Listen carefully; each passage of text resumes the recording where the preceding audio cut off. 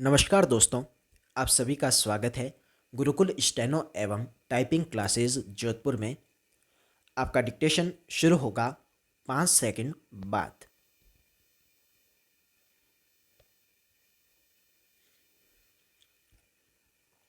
शुरू।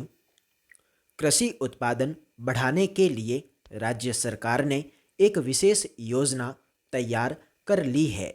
संभव है कि सबसे पहले बड़े और मध्यम स्तर की सिंचाई परियोजना से संबंधित निर्माण कार्य पूरा किया जाएगा। दूसरे चरण में ऊर्जा से संबंधित, दूर संचार से संबंधित, सड़क परिवहन से संबंधित, पुल तथा पुलिया से संबंधित एवं आवास निर्माण से संबंधित क्षेत्र में निजी पूंजी निवेशकों को बढ़ावा देने के लिए प्रयास किया जाएगा।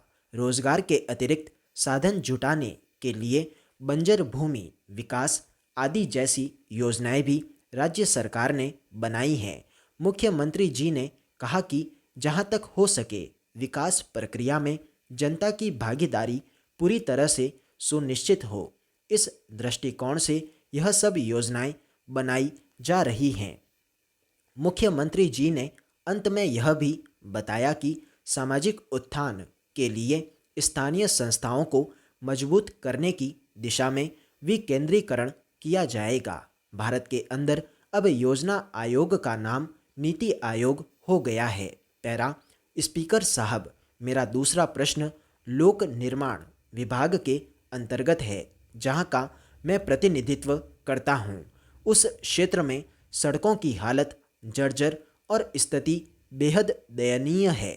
कई वर्षों से इस मार्ग पर कार्य नहीं कराया गया है। कहीं कहीं बड़े बड़े गड्ढे हो चुके हैं।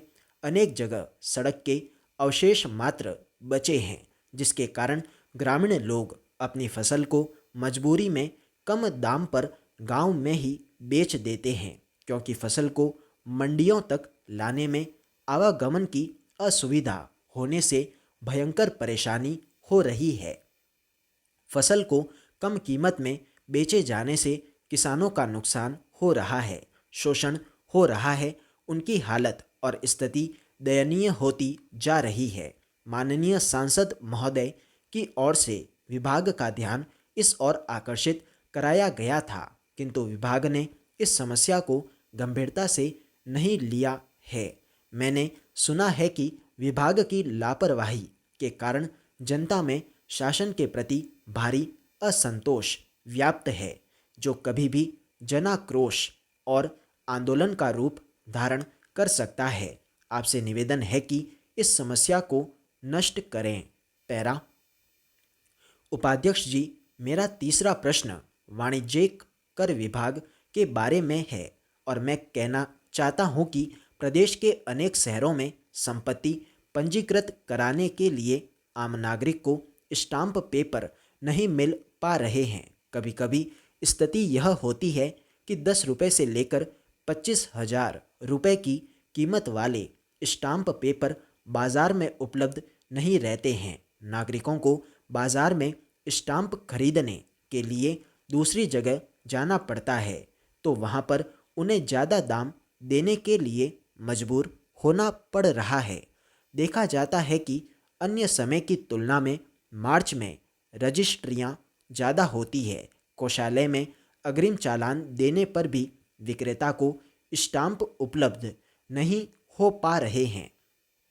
बाजार में छोटे से लेकर बड़े स्टाम्प पेपर की कमी के कारण आम आदमी को काफ़ी परेशान होना पड़ रहा है और अलग अलग दुकानों से स्टाम्प खरीदने के लिए भटकना पड़ रहा है।